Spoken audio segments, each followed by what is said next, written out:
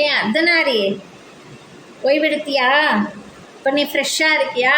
தயாரா அடுத்தது பேசுறதுக்கு? ஒரு முக்கியமான விஷயம் பேசணும், அதுக்கு நீ தயாராகணும்னு தான் உனக்கு நான் ஓய்வு கொடுத்தேன். பேசவும் பேசுகிறதை கேட்கவும் ரெண்டுக்குமே ஆற்றல் சக்தி வேணும். பேசிகிட்டே இருக்கிறதுக்கு எவ்வளோ எனர்ஜி வேணுமோ பேசுறது கேட்கறதுக்கும் அவ்வளோ எனர்ஜி வேணுமே. சக்தி பராசக்தி நீ தான் அதை கொடுக்கணும். சரி, முன்னே உனக்கு சொன்னேனே 1000 அண்டா அக்கார வடிசல், சாரி 100 தடா அக்கார வடிசல், 100 அண்டா அக்கார வடிசல் ஆண்டாள் செஞ்சான்னு. அவ்வளோ இப்போ தரேன், சாப்பிட்றியா? சாப்பிட்டேன்னா நல்லா நீ தூங்குவ. ஆனால் தூங்காத, அப்படியே ரிலாக்ஸாக படுத்துக்கோ. நான் உனக்கு நிறைய கதை பேசுகிறேன். ஆமாம், உனக்கு நெய்வேத்தியம் சமைக்கும்போது அக்கார வடிசல் சொன்ன உடனே நெய்வேத்தியத்தை பற்றின ஒரு விஷயம். உனக்கு நெய்வேத்தியம் சமைக்கும்போது முகத்தில் மூக்கு வாயெல்லாம் சுற்றி துணியை கட்டிட்டு தான் நெய்வேத்தியம் செய்வாங்களாமே, கேள்விப்பட்டிருக்கேன். உனக்கு படைத்ததுக்கு அப்புறமா தான், அதாவது உனக்கு நைவேத்தியம் பண்ணினதுக்கு அப்புறமா தான் அவங்களும் மற்றவங்களும் சாப்பிடணுங்கிறதுக்காக அப்படியா. அது மட்டும் இல்லாமல் அதனுடைய வாசனை கூட முகந்து பார்த்துடக்கூடாது, அந்த ருசியை நாக்கு சுவைத்து விடக்கூடாதுன்னு கூட அப்படி செய்கிறாங்களாம். அது மாதிரி செருத்துணை நாயனார்னு ஒருத்தர் சுவாமிக்கு பூ கட்டி தருவாராம்.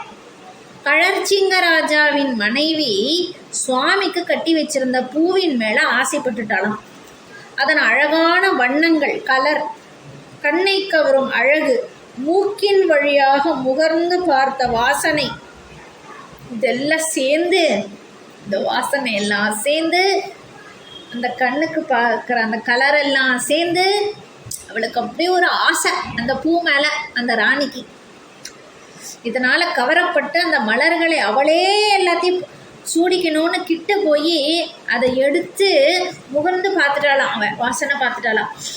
ஆஹா அப்படி சொல்லிட்டு உடனே கோபம் வந்து அந்த செருத்துணை நாயனார், இந்த பூ கட்டிட்டு இருந்தவர் என்ன பண்ணிட்டாராம், அவளோட மூக்கை டக்குன்னு வெட்டிட்டாராம். இந்த ராஜாவனுடைய மனைவியினுடைய மூக்கை வெட்டிட்டாராம் அவர். அவன் மயங்கி கீழே விழவும் ராஜா வேகமாக ஓடி வந்து என்னன்னு விசாரித்து தெரிஞ்சுட்டாராம். உடனே ராஜா என்ன செய்தார்னா, மூக்கு கிட்ட கொண்டு போக தன் கைகளால் எடுத்தாளே, அப்போ கையை தான் முதல்ல வெட்டணும். எப்படியே பூவை எடுத்து மூக்கு கிட்ட கொண்டு போகிறதுக்கு கையை தானே முதல்ல வச்சா. அப்போ நீர் வெட்டினது மூக்கு, அது தப்பு, முதல்ல வெட்டப்பட வேண்டியது அவளுடைய கை அப்படின்னு சொல்லி தன்னுடைய மனைவியான அந்த ராணியினுடைய கையை வெட்டிட்டாராம் அந்த ராஜா. இப்போ அந்த ராணிக்கு மூக்கும் போச்சு, கையும் போச்சு. அப்பா, இந்த நாயனாருடைய கதை கேட்ட உடனே நான் நினச்சேன், அப்பா இவர் எப்படிப்பட்ட பக்தி உன் மேலே. அதாவது உனக்குன்னு வச்சிருக்கிற அந்த பூவை, கட்டி வச்சிருக்கிற பூவை அந்த ராணி வந்து ஆசைப்பட்டு எடுத்து மோந்து பார்த்துட்டான்னு அவரோட மூக்கை வெட்டினாரா இந்த நாயனார். அது போராதுன்னு சொல்லி அந்த ராஜா வந்து தன்னுடைய மனைவின்னு கூட பார்க்காம, இத்தனைக்கும் பட்டத்து ராணின்னு கூட பார்க்காம தன்னுடைய கையை வெட்டிட்டாரா அந்த ராஜா. இவங்க 2 பேருக்கும் உன் மேலே எவ்வளோ பக்தி. அப்பா, நான் இம்மாத்திரம், நான் ஒரு வேஸ்ட்டு. இப்படியெல்லாம் கூட உன் மேலே முரட்டுத்தனமான தீவிரமான பக்தியும் அன்பும் காட்டியிருக்காங்களே. முரட்டுத்தனமாக இருந்தால் கூட அவங்களோட அன்பு அவ்வளோ தீவிரமானது. ஆனால் நானும் பார்க்குறதுக்கு ரொம்ப அழகாக இருக்குது, கமகமன்னு வாசனையாக இருக்குது, நாக்குக்கு ருசியாக இருக்குது அப்படின்னு நான் என்ஜாய் பண்ணதை தானே மீனாட்சிக்கும் சுந்தரத்துக்கும் வந்து ஷேர் பண்ணிக்கணும்னு தரேன். நான் தரும்போதெல்லாம் இது சாப்பிடு டேஸ்ட்டாக இருக்கும், இது சாப்பிடு கமகமன் வாசனையாக இருக்கும், இங்கே பாரு கண்ணுக்கு பார்க்குறதுக்கு சூப்பராக இருந்ததுன்னு எனக்கு பிடிச்சதால வாங்கிட்டு வந்தேன் அப்படின்னு ஃபஸ்ட்டு எல்லாத்தையும் நான் அந்த வாசனை, அந்த ருசி, அந்த கண்ணுக்கு குளிர்ச்சியாக இருக்கிற அந்த கலர்ஸ் அதெல்லாம் பார்த்து நான் ஃபஸ்ட்டு நல்லா அனுபவிச்சுட்டு தானே உனக்கு தரேன். அதை நான் முதல்ல நல்லா என்ஜாய் பண்ணி அந்த எசன்ஸை உள்ளே இறக்கி ஆனந்தப்பட்டுட்டு தானே இது நல்லா இருக்கு, இது மீனாட்சி சுந்தரத்துக்கு கொடுத்தா நல்லா இருக்கும்னு நான் கொண்டு வந்து தரேனே. நான் எங்கே, அவங்க எங்கே, நான் ஒரு வேஸ்ட்டு. சரி, மற்ற சில சமயத்தில் சில வஸ்துக்களை என்னால் சாப்பிட முடியல. இன்னொரு காரணம் இருக்குது உனக்கு கொண்டு வந்து தர்றதுக்கு. என்ன அப்படின்னா, வேறு சில சமயத்தில் என்ன ஆகும்னா, என்னால் சிலதெல்லாம் சாப்பிட முடியல.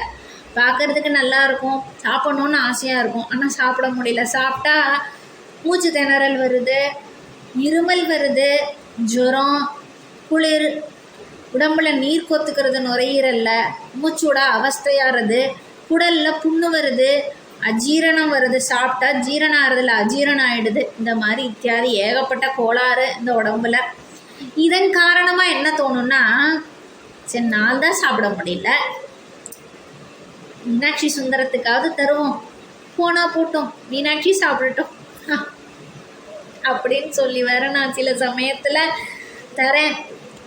இதில் என்ன என்னோட அன்பு உனக்கு இருக்குது? இதில் என்ன என்னோட பக்தி உனக்கு இருக்குது? ஒன்று நல்ல நான் எல்லாத்தையும் அந்த இதை என்ஜாய் பண்ணிவிட்டு உனக்கு தரேன், ஆஹா இது நல்லா இருக்குது, இது இவளுக்கும் தருவோம் அப்படின்னு சொல்லி, இது இவனுக்கும் தருவோம்னு சொல்லி. இல்லைன்னா நம்மளால தான் சாப்பிட முடியல, சரி போட்டு போனால் போட்டு மீனாட்சி சாப்பிட்டோம், போனால் போட்டு சொக்கநாதன் சாப்பிட்டும் தரேன். இல்லை என்னோட பக்தின்னு என்ன இருக்குது? என்னோட sincerity and dedication towards you என்ன இருக்குது? நான் ஒரு வேஸ்ட்டு. நான் எவ்வளோ கீழ்த்தரமான எண்ணம் கொண்டவள் பார்த்தியா? அவங்களும் உன் மேலே வைராக்கியமான மனசு பக்தி எனக்கு இல்லையே. மேலே சொன்ன கதையில் ராணியின் மூக்கு கை, இதுக்கும் முன்னாடி அதை செய்யணும்னு எண்ணம் ஏற்பட்டது அவளோட மனசில் தான். இதைத்தான் இச்சாசக்தின்னு சொன்னேனே, மாய வலையில் விழ வைக்கிறதுக்கு. அம்மே பகவதி அப்படி தான் கேரளாவில் ஒன்று எல்லோரும் கூப்பிடுவாங்க, மீனாட்சி. இன்னும் சொல்கிறேன் அதை பற்றி. ஏனின் தாழ் துணை